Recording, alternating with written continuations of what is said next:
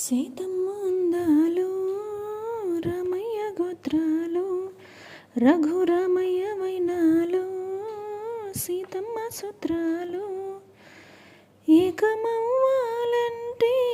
ఎన్ని యాత్రాలు ఏకమవ్వాలంటే ఎన్ని యాత్రాలు ఏకమైన చోట వేద మంత్రాలు ఏకమైన చోట వేద మంత్రాలు